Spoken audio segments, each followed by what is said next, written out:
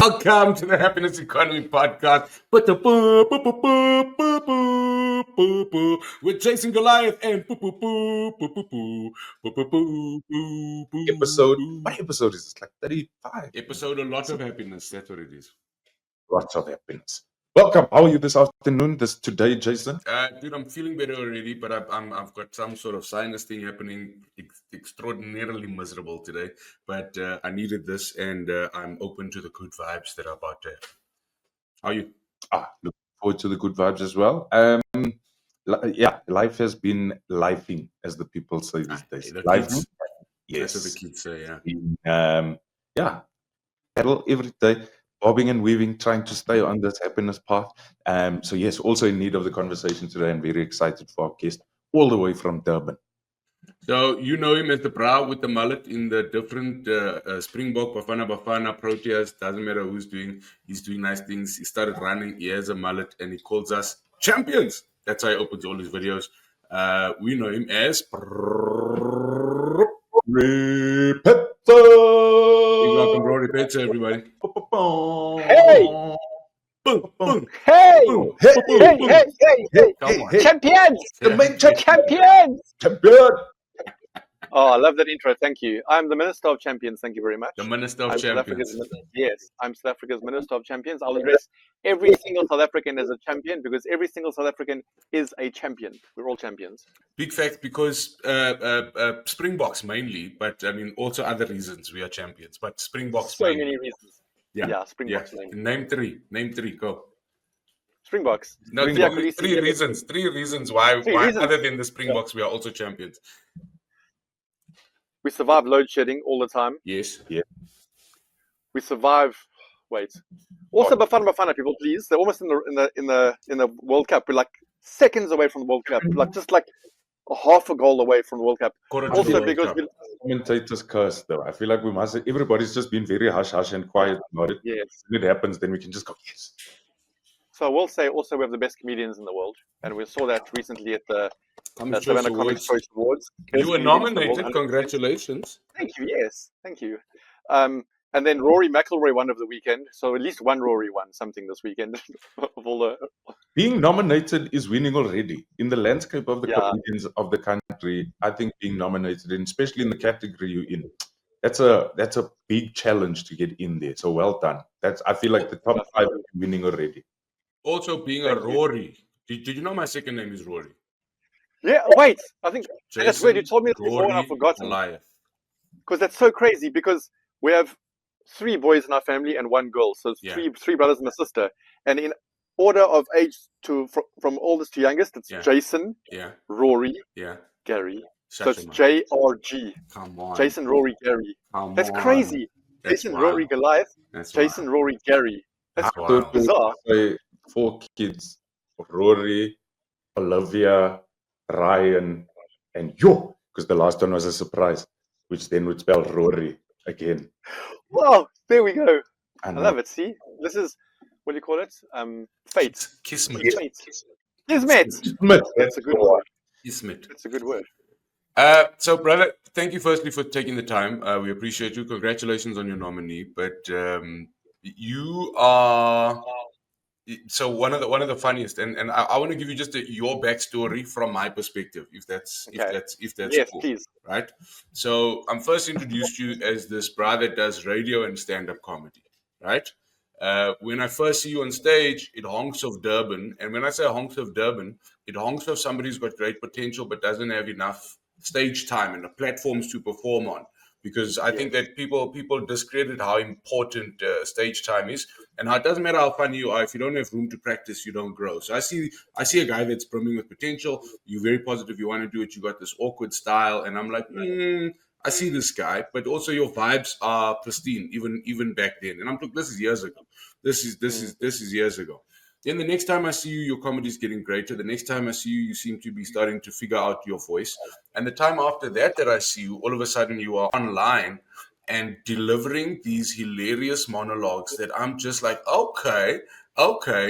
It's about, because I don't think that anybody out there understands how long it can take a comedian to find their voice, to find their thing, to find their lane, and make sure that they kind of in it. Sorry, I'm getting notifications here because I'm using my wife's computer today. Okay, yes. But it was so refreshing, and I remember talking to you after seeing that the first time and just going, bruh, please keep doing that stuff. That stuff is amazing. Yes. And now you are the Minister of Champions. Is that about right? Talk me through what I got wrong and what you were feeling through all of those things. No, you're 100% right. And the funny thing is, I remember that first gig. It was Station Drive, I think, somewhere in Durban, Station Drive. And I think you absolutely destroyed it that night. Destroyed it. And you still said, oh, this is one of the best nights I've had in comedy. And you said, get these nights and you get bad nights. Yeah. This was a good night. So I appreciate the good nights when they happen, because you don't get many nights like this. 100%. Remember, the room was falling apart. And I remember that night, I was horrible, man. I used to be really bad. I used to be the comedian that the Durban guys described me as. I would kill it sometimes and then just die a horrible death, like just death. And as you say, it's stage time. And I think Dave Chappelle said it takes you 10 years in comedy to actually find yourself. And it took me just over 10, almost 11 years to literally find out, okay, this is who I am. This is how I can tell jokes. This is how I can tell stories. Yo, man, I did a gig with Barry Hilton, I think 3 years ago now. 2 years ago, maybe, at the Barnyard. He said I can open for him. And I went up there like a windgat, opened at the Barnyard for Barry Hilton. Yo, I died a death, in front of like 400 people. Like, it was just a death. Like, I tried these one-liners. They were poorly timed, poorly executed. And the problem is that a week prior to that, I'd done these one-liners in front of a room full of all of my friends up in Upper Highway. I was like, hey, this is fantastic. No, it's not. These are your friends laughing at you out of sympathy. Barry Hilton did it, died a death. I left that stage horribly. And he even referenced, he goes, yo, he said, just looks up at me, I was something watching the show, and he said, yes, that was bad, but Rory, he's going to get better. I promise you, he's going to get better. And after the show, I went to him. I said, yeah, Barry, I'm sorry, man. He goes, no, the fact that you've come here and said, I'm sorry, what can I do to be better? He goes, yeah, no. He goes, yo, you fracked, eh? You died worse than I've seen most people die. And then from then, he started mentoring me and helping me. He said, listen, anytime, you phone me, anytime, you message me, anytime you want anything, any advice with anything, this is what you did wrong there, this is what you could have done better there, your timing was off here, you were too windhat when you came out on stage, you looked at everyone like you owned the place. And then I started working with him, and then literally the next year I opened for him at the same show. Absolutely destroyed it at that same show. And the thing is, I heard he was in Durban, and I thought, yeah, do I phone this guy and say, can I open for you again, or do I just leave it? Because the last time I was horrendous. So I phoned him, and as I said, he goes, how's it, Rory, cousin? You can open for me if you want. And I was like, are you sure? He goes, yeah, okay, lekker. Very few people know how nice a guy Uncle Baz actually is. And that he is bro, the greatest human. He is so genuine, so real, so kind, and so helpful, and just like, yeah. And he let me go on. He said, okay, nah. He said, don't make a mess of this. You've got 12 minutes. Focus. Don't make a mess of this. Remember what I told you. Focus. Went up and destroyed it solid. And he hugged me after his Rory. That was how you do comedy. That was much better. And then we're working. And a year later, I did my own one-man show at the Barnyard. And then, yeah. So you're 100% right in that intro. When you saw me back in those days, yes, I thought I was so funny. And also, wait, lots has happened since then. Like, I was drinking and jolling a lot then, which I've stopped completely. I don't do any of that. I haven't had a drink in 8 years even. So now, thank you so much. So now when I go up there, I'm focused, I'm sober, I'm not, because when you're drunk and whatever, you also think, I'm hilarious. I'll go up there and shout at people. And when you're drunk, you can blame the audience. You'll tell the audience, you guys have been a cuck audience, eh? You don't recognize quality, eh? Yes. I want to steal just a moment here, just because I've never had an opportunity on this platform to talk about it. But my first interaction like that with Barry Hilton was years ago. I'm talking maybe 12, 13 years ago. Joe Parker used to do this thing where he'd fly two comics up to the boardwalk in PE to do a little show. And it was one of those shows in those, classic casino bars where they've got what we call the moat. So you've got the stage and then the bar is built around the stage and then the audience, which is like a terrible thing for stand-up comedy. One of those, whatever it was called. So I remember going with Mel Miller, and on the plane, Mel telling me that, hey, Barry Hilton is coming to the show. And I'd never met Barry in person up until that point. And he's like, hey, I'm very good friends with Barry. And Barry used to stay down in PE that time. He's like, Barry's coming to the show. So I'm like, oh my goodness. So I'm hosting the show. And I come on. and it's packed, and I am giving it, because I see Barry in the front row with his wife, so I'm giving it everything I got. And you know me, when I turn it full volume, the energy, and the room is heaving. Barry's face straight, just not even a smile, never laughed at one joke, never. And I remember coming off stage and saying to Mal, like, yes, I don't know what I did wrong, but Uncle Baz just did not seem to. He just didn't at all. So I don't know, like, I don't know. And by the time the show finished, Mal goes off stage. I go on to do the final little bit, wrap it up, take about 15 minutes. By the time I finish, Barry and Mal had left to go for dinner. So I'm like, hey, I didn't even get a chance to meet the guy properly. The next morning, I land back in Joburg, and I got a voicemail on my phone from a number that I don't know, and it's Barry Hilton leaving Jason Goliath a voicemail, and the voicemail goes, listen, Jason, I'm not going to try and imitate Barry Hilton, but he leaves me a voicemail, and the voicemail basically goes, listen, I wasn't laughing because I was in awe.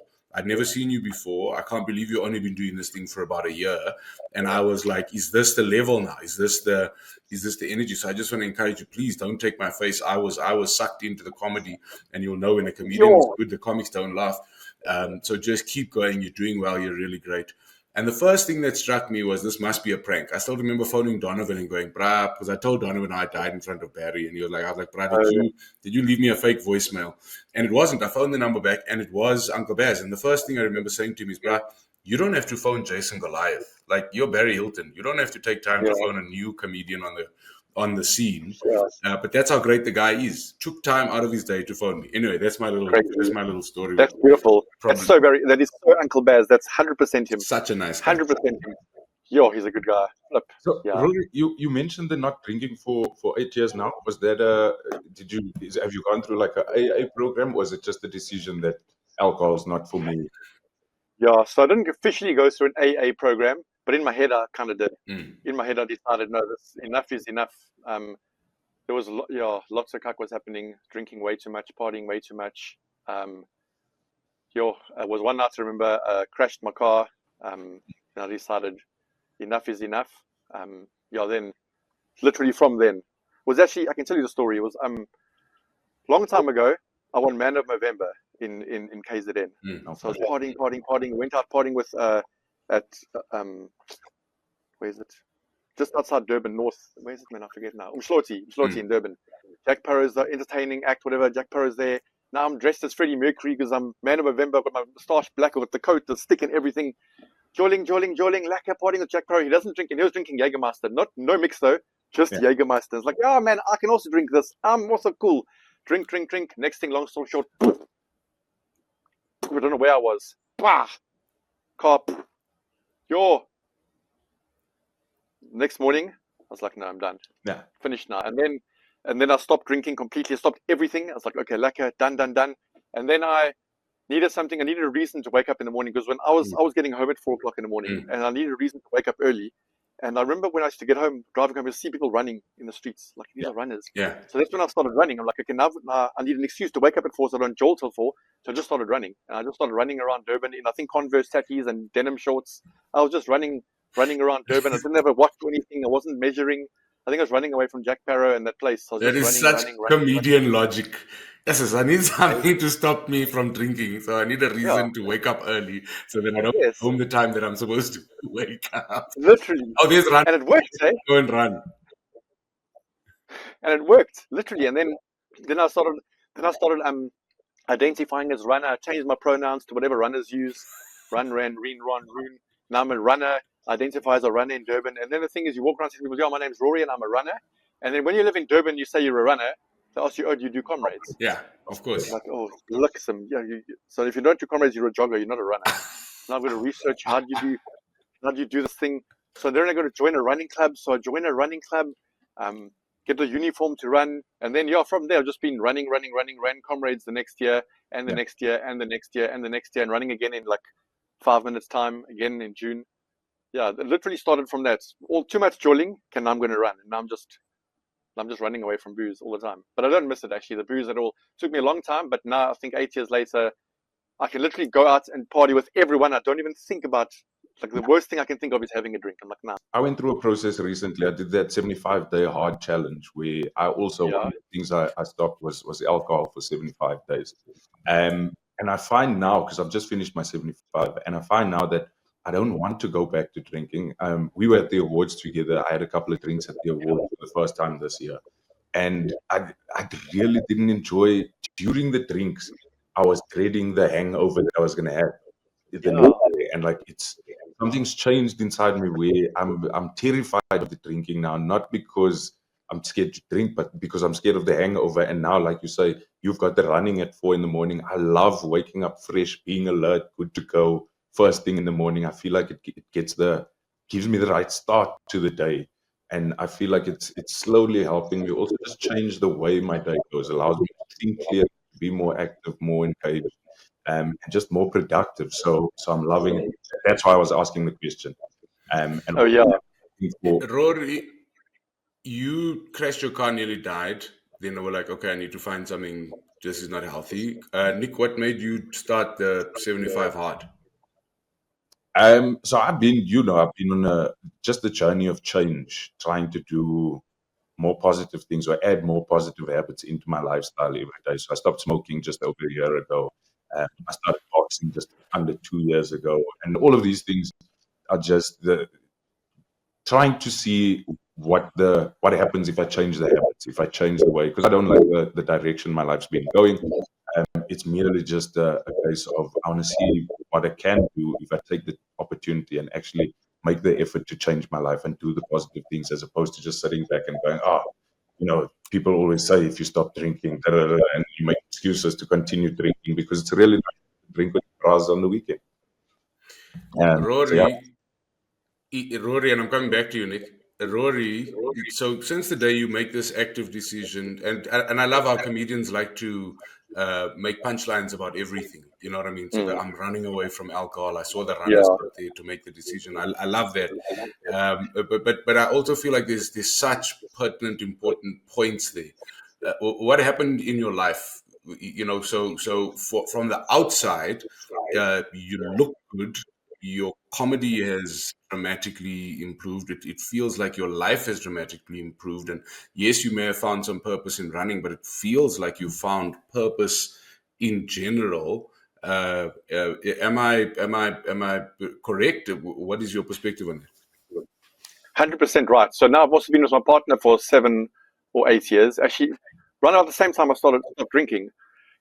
Partner, got a house, got 2 dogs. Like, I'm like 100% happy now. Like, everything is just falling into place beautifully. I know what I want to do with my life. I know what my why is. I know what my is. I know what my where is, my how is, all those things, where I must be, like everything. And it's funny enough, it fell together probably during the pandemic when I started doing those videos, meetings in a time of lockdown or something, those ones with those 4 characters, and they started doing really well. And then I started thinking, you know what, I can do this thing. Like, this is what I should be doing. Like, this is what I should be doing. This is what I enjoy doing. Everything is beautiful. Like, right now, this is what I must be doing. And then you're right. It comes across in everything, in your comedy, in your content, in the way you walk into a room, the way you talk to people, the confidence you have to greet people. Once you find your why and your what and your how and all that stuff, it's like, wait, this is actually bloody fantastic. Like, I'm happy now. This is what I should be doing. This is what I must be doing. And like, it becomes less of an effort. Like, doing everything becomes less of an effort. And you can see it as you can see, my content, my comedy, everything just went like this from there. And I'm so glad that it happened to me now, because I think I would have, there's no ways I would have been, I don't think, alive even if I had not made that decision 8 years ago. I don't know what would have happened. I don't know where I would have been.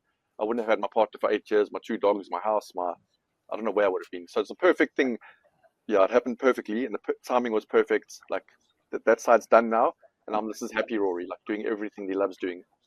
So you say that is happy, Rory. We do love that. Yeah, round of applause. But then, has you always kind of known what your happiness direction is? Have you always known where it was, or is it something that you found because you've gone through the journey of crashing your car and now trying to outrun alcohol? Was that kind of the first time that you were looking towards your happiness, or how? No, I kind of always knew where it was, but like, it was much more fun to make a mess every night of the week and worry about where your happiness is.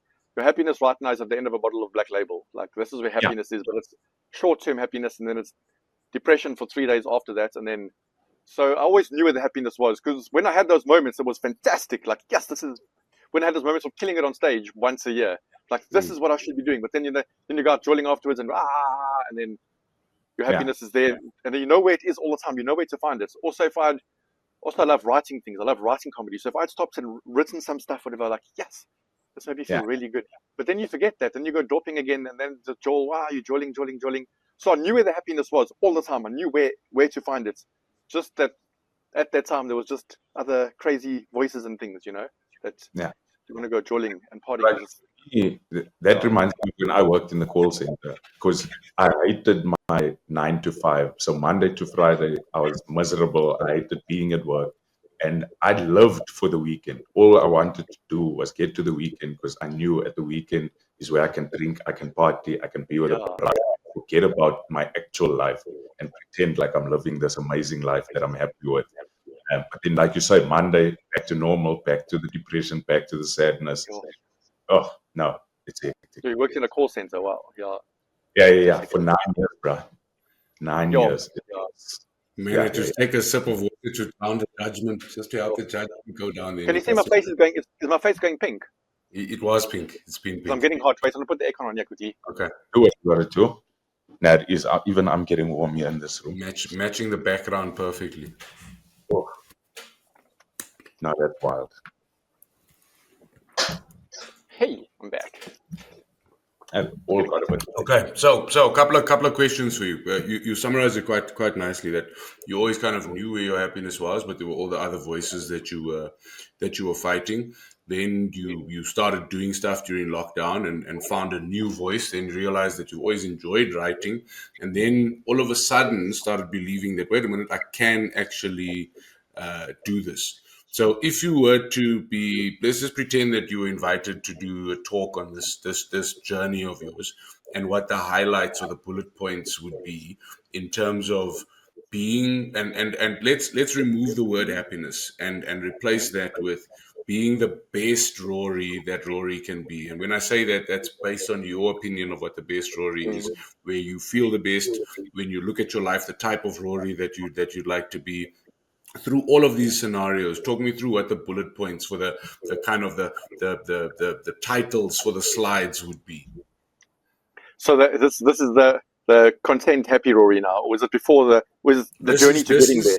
This is the journey, and if you were to kind of break it down into what the steps you followed were at all points. So the first step, kind of trying to clean up yourself. Second step, trying to find your voice in comedy and believing in that. What do those steps look like in your mind? Okay, so the first one would be messy Rory. Yeah. Second one, messy Rory. Yeah. Third one, Rory starts thinking this isn't right. Okay. Something big happens. Rory realizes this isn't right.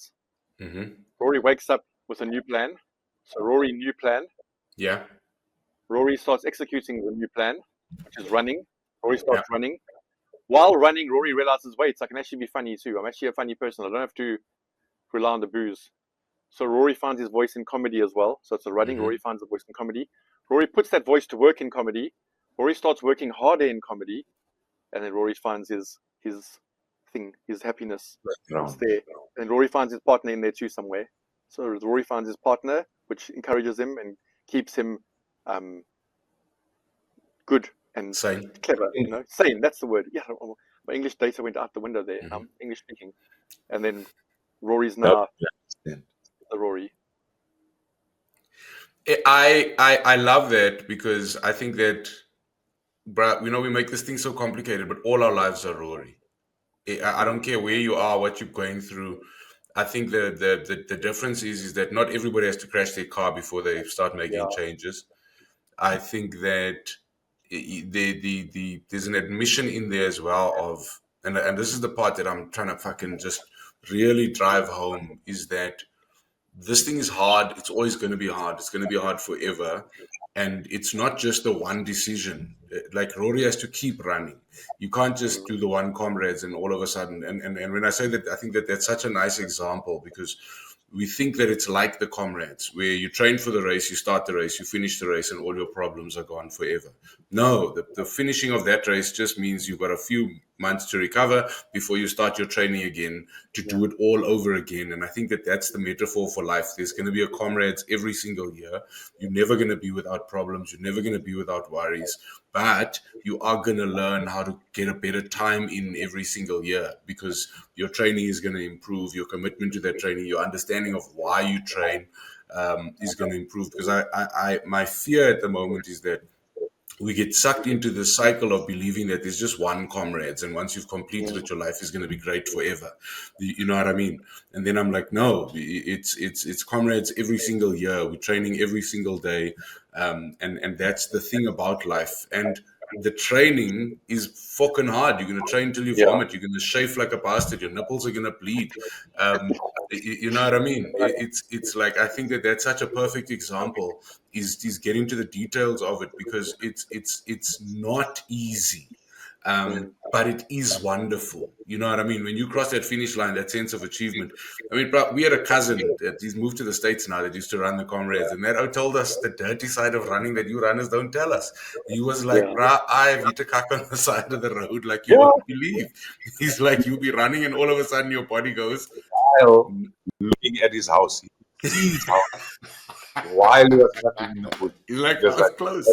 No, we can't make it that extra 200 meters. We're going to stop right here. It's called a boskak. Every runner's done a boskak. Every runner. Like, how do you wipe? Like, how do you wipe? You don't. No, so you should be carrying something with you in case, like a little toilet paper in case. If you don't, you find whatever's there, man. Piece of bark, whatever. Hey. So where's the most embarrassing place you've eaten cack? Just tell us. So it was actually near East Coast Radio, around the corner here. I was running along a main road, and busy road. And when I promise you, when it hits, you can't explain it.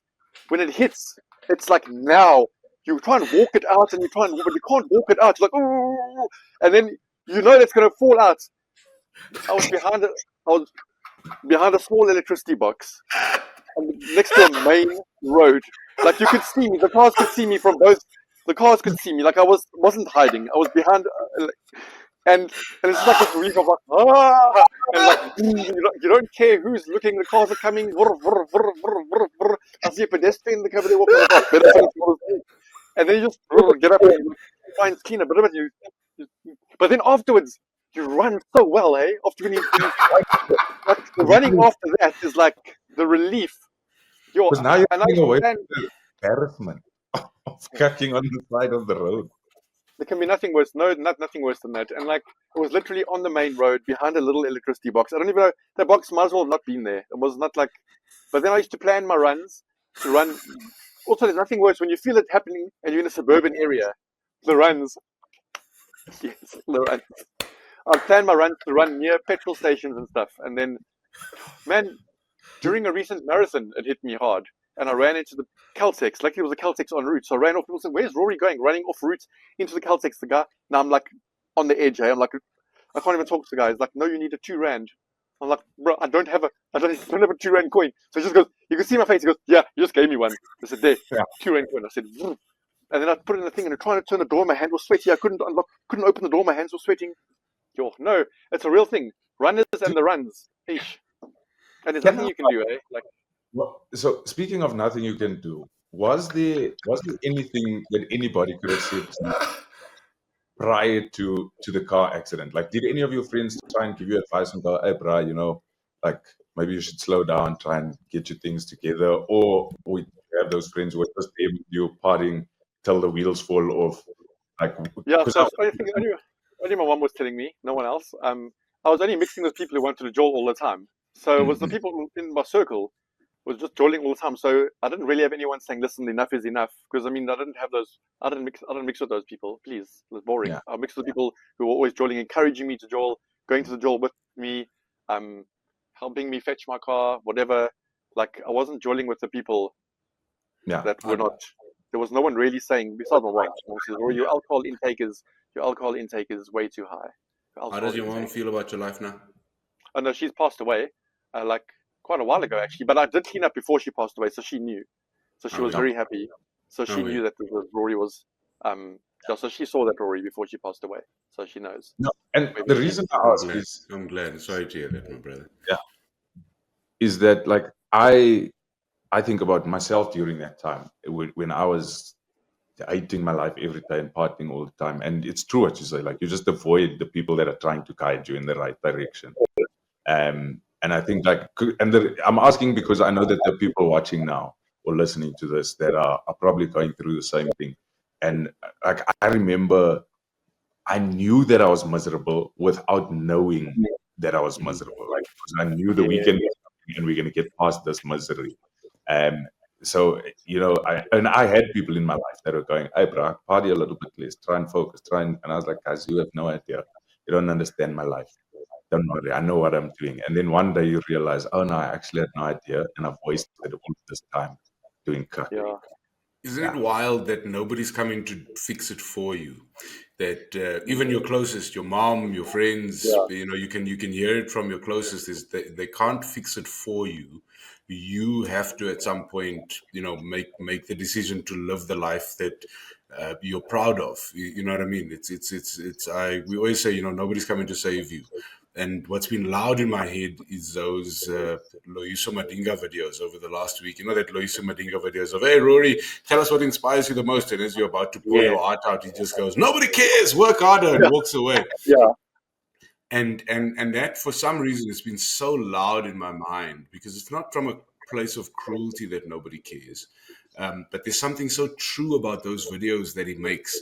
It's like we want to get soppy and sentimental about it. But the truth is, nobody cares, not because they don't care, but because they're too busy worrying about their own cock. Everybody's got their own stress, their own things. So nobody's coming to fix your life. You know what I mean? You can't. I do want to say this, Brian. I like that this episode was tight. I find you so damn funny, and every time I see a video, it really just makes me happy on so many fronts. The first front is that you were not discouraged by the time when you were learning to walk. The second part, that not only that you kind of stuck it out, but then you found your voice, and when I see you, you're not trying to be anybody but you. You know what I mean? I don't, when I watch your videos, it doesn't reek of anybody else's influence. It just feels so authentically Rory, and I find myself not only enjoying it, but I can't wait for the next one. And I know there are so many South Africans who wish they could tell you how much joy you bring to their lives and how much your videos not only inspire them but motivate them. Because I mean, you inspire this kind of patriotism for the country, but you also inspire individuals to just have a little bit of a lighter side and look at life from a bit of a lighter side. And I hope you're proud, bro. Well done for doing well, Rory. Well done, bro. Yeah, thank you, man. Wow, that means you're almost maybe start crying now. And it's like when people like you, for instance, and people like Barry Hilton, for instance, say things like that, it means like so much more than you know, like so much more than you know. It's such an extent, like for me, at like even at the Savannah Comics Choice Awards, when I walk around there, I'm so starstruck, man, like so unbelievably starstruck, and I still don't see myself in that place. You understand? All of us are like that. We all, right? Please tell me you're all like that. You're also like that, right? We all like that. I still can't have a full conversation with Loyiso Gola or Kegs. Or Kagisa, met Kagisa Lediga in the bathroom. I was like, yo, my penis is out and it's you. It's too much, Kegs. I love you. Bye. A lot, hey? And he greeted me. Kegs also greeted me, and I was like, hello. And I thought that's what I was supposed to say. Yeah. It's like, how does he know? Because I don't even know that these people know who you are. Like, how do you even know who I am? How do you even know, like... How do you know who I am? I had the same thing with Gola, where I was like, hey, bro, I always have to be, because Gola's such a pedantic person. Like, I'm very careful of when to engage with him. Like, he's got to have the right look in his eyes. He's got to be the right temperature. He's got to be at the right level. And then I said to him, hey, bro, because I was on my way out when I greeted him. And I was like, dude, I've seen you the whole night and I've been trying to greet you. And I didn't know the right time because you were always engaged or busy with something. And he was like, dude, just don't overthink it. Just come and greet me. Lovely. He's so lovely.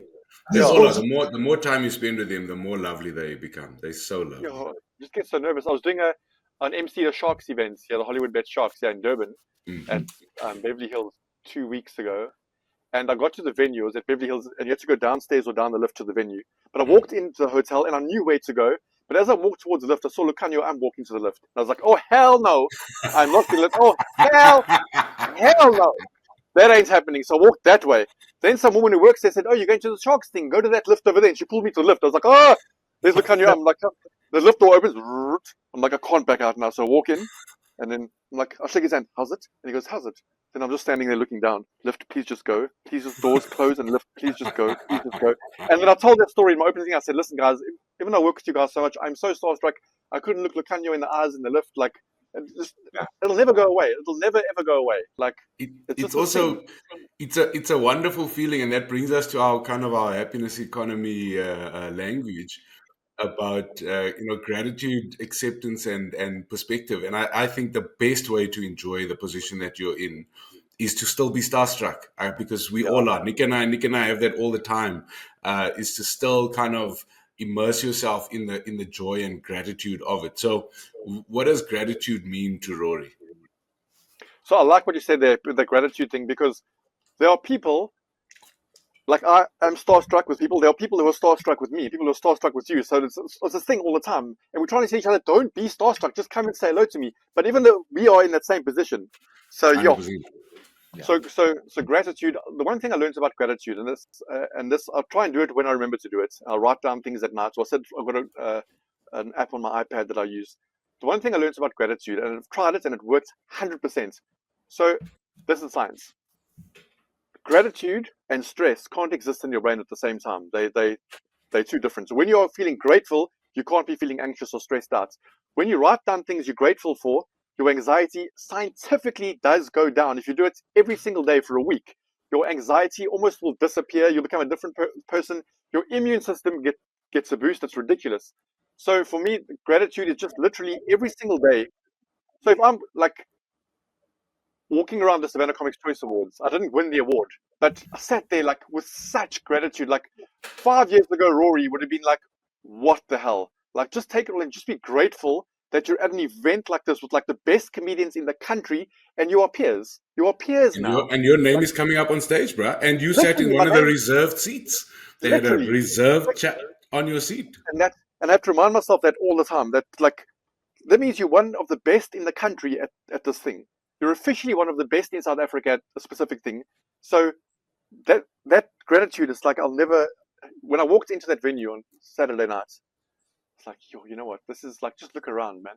Like, 10-year-old Rory would have been, this is ridiculous. Like, when I first did my first 10-year-old, even never, 35-year-old Rory would have been like, this is ridiculous. Like, this is, how the hell? You realize that you have built this brand, Minister of Champions, celebrating South African champions. And I don't know if you've done a video about yourself and your peers, because you too are a South African champion. That's amazing, yeah. That's freaking amazing. Champions League, I like that. There's something there. So please write the video, and please can my name at least also feature there in the video. 100%. So wait, the champion, that I'm also the champion. We're all champions. Yes, 100%. Give me that idea again. I love it. Yeah, I like that idea. So you made your brand talking about Springboks, Proteas, Bafana. Yeah. But you are part of the Springboks in comedy. You're green and gold. You said it. You just said it. Just by being here and by being nominated, I am one of the best at what I do, which means in your own right, you, Rory Petzer, are a champion. If there was Olympics for comedy, you would be on the team. Yeah, that's pretty amazing. A reserve, but you'd be there. You'd be there. Yeah, I'd be on the bench. People, I'd be it's called the bomb squad. Not a reserve, it's called the bomb squad. Yes. Someone with impact. Someone with impact. We're writing the video right now. We are writing the video right now. There we go. I'm the bomb squad of comedy. Thank you. I might not be on the top with Pops and Goliath. The bomb squad. I'm the bomb squad. When those oaks, I will be on. When they are tired, look at the content. Look at the content you're writing here. Look at the content you're writing. Beautiful. Oh. We speak about acceptance, and I think that you've given us such a great lesson on acceptance. Is when you crash the car, you wake up that morning, you have to accept that that's not the life I want to live, first of all. Then you have to accept what you have to do to live the life that you do want to live. And that means running in all-stars and denims until you can afford the outfit or know what outfit to buy. But until you accept, your life will not be great. Until you accept what you have to do, until you accept what you're not supposed to do, So until you accept that life is not for me, I don't want the results that come with that life, you're not going to have the list, because you listed it so quickly, bruh. You were like, bruh, I got a house, I got dogs, I got a partner, I've got a career where I am the bomb squad. You must Eh? don't get the man into trouble. I'm saying don't get the man into trouble. Partner, then the dogs. And after the partner, because it goes first. As a dog lover myself, I think when your partner understands, you greet the dogs first. You always greet the dogs first. Facts. Yeah, facts. It is what it is. We don't make and when you're away, you miss the dogs. When you phone your partner, you FaceTime, and then the partner shows you the dogs. And I get mad because when she's away and then we FaceTime, the dogs react to her. The dogs never react to my voice. I get so angry and jealous. Angry and jealous. That's bullshit. Yeah. Make me That's quiet. manipulation. She's manipulated them somehow. She's done something there. There's a juju there. No comment. Let's talk about just quickly perspective, and then we can wrap this up, Rory. But I feel like even before the stopping drinking and the correction that you had to your life, you've always had kind of a happy, positive outlook in terms of, we understand it. Nick always describes it as life is, that old saying of life is 5% what happened, 95% how you react and how you respond. But you've always seemed to have had a light-hearted, enlightened perspective. What does perspective mean to Rory? Perspective. So for me, like, I think I've always seen like the brighter side. And for me, if I walk into a room of people, I feel like it's my job to make the mood right. You understand? If I walk into a room of 5 people, I feel like it's my job now to make everyone happy, and everyone must be happy and laughing or feel comfortable. So for me, perspective is how I see the world. Is just to be happier, man. Like, I just want everyone to be happier. I want all South Africans to be happier. I want all South Africans to know that they're champions. Like, we're all champions. We've all gone through so much cuck and still going through so much cuck. And we're the only nation in the world that just always sees the bright side at the end. Like, we literally had load shedding every day, stage 8, and we still see the bright side at the end of it. When the signal came onto the Wi-Fi, we went online just to make jokes about the load shedding. That's how much we are resilient. Yeah, I'm just generally always, just want to be happy, man.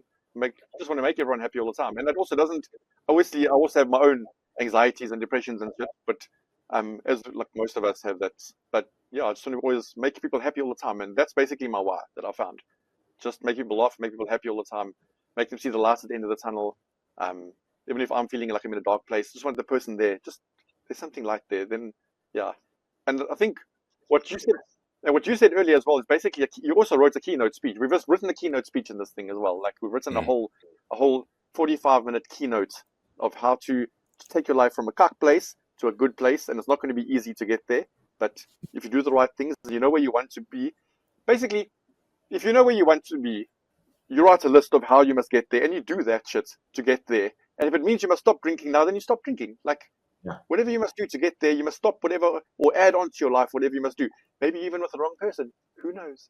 But like, whatever you must do to be happy, you must do it. Make that list of things to be happy, write them down, and tick them off one by one. Because every single person knows what they must do to be happy. Every single person knows what they must do to be happy themselves. They're just often too scared to do it. The thought of stopping drinking, or the thought of changing a partner, or the thought of moving cities is like way too much. I'll just pretend I'm happy now and just look down and keep doing what I must do.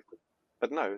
Fear of the unknown. But I also think that a lot of people don't know where their happy lies. And the reason I say that is the reason we started the podcast and the conversation is because nobody teaches us how to be happy, how to look for happiness, how to, like, I grew up listening to aunts, uncles, parents, adults around that were always aspiring to be happy when they got the new car, when they got the big house, when they were able to move, were able to, so happiness was always a thing that was coming down the road. It was never, and that's where we got to the understanding that happiness, you've got to be happy now in order to have the motivation to get up and go and get the things that you want. Now we sit and look at social media and go, everybody else is happy and I'm miserable.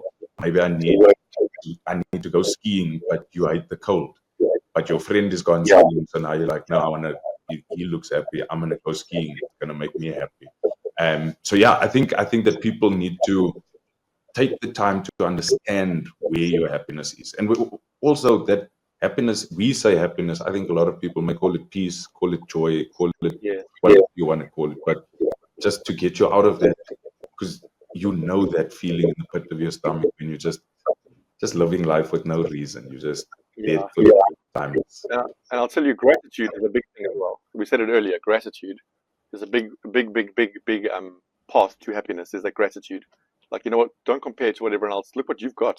Like, that person wants what you've got. Now you want to go skiing. You want to go skiing just to go skiing to put the photos on Instagram. You're hating it there, but you must post those photos on Instagram so your friends can see you skiing. And you're miserable. You're hiding in the room all day. You take 2 fake photos of you skiing, then you no. But I'm telling you, it's a gratitude thing. I believe this gratitude thing is so much. Like, it is huge. You just said so many of the things that Nick and I say and have been saying on stage. And we're doing the show again. So for those of you that haven't really got your tickets, we are at Pittering Theatre at Monte Casino from the 17th of June to the 6th of July. And it's basically taking everything we've learned from this podcast and putting it into comedy form. So please get your tickets at Web Tickets. And on that note, we'll quickly do the Goliath Happiness Index with you, Rory. Gratitude, acceptance, perspective, GAP, as we call it. We rate 1 to 5, 1 being the lowest, 5 being couldn't be better. Where is Rory regarding gratitude, 1 to 5? So it fluctuates. After this weekend, I'm probably at a 4. Yes. Love that. After Comics Choice Weekend at a 4, as you should be. And it does fluctuate as it should. That thing that you mentioned earlier about gratitude and anxiety are made in the same part of the brain. You can only feel one at a time. It's a weapon. I love that you understand it, because you didn't say as soon as you start thinking about gratitude, you're not going to feel anxious. You're like, over a week, over time, it's because you can't. What you find is when you're anxious, you can't even feel grateful for things that you know you're grateful for. So it takes time. I love that you said that. Acceptance, 1 to 5, where you at? Acceptance of where I am right now. I would say 4.5. Is that too high? No. Wrong answer, bro. 4.5. Yeah, definitely 4.5. Love that. Yeah. I can also back you up based on just talking to you. I think that you're definitely that high. Yeah. And then perspective, in your ability to see the light, number 5. That's probably going to be. That's also high though, because I like to look at the lights, but I can't score another high one. I'm going to say 4. No, you can. You can. There's nothing. Because I'm the same. I also just want the people in the room to be smiling and happy. And if they're not, then I feel like we've got to get involved in. That's what we do. That's how we always see the silver lining. Beautiful. So yeah, 4.5. Take a 4.5. Brad, take this moment to 4.5. Congratulations. Take this moment to just give yourself a small punt. Where do people follow you? What's coming next? What can we expect from tomorrow's Rory?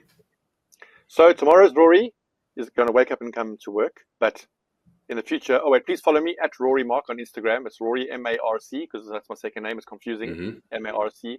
And then what's coming up for Rory? I've got shows in Joburg on the 9th and 10th of May.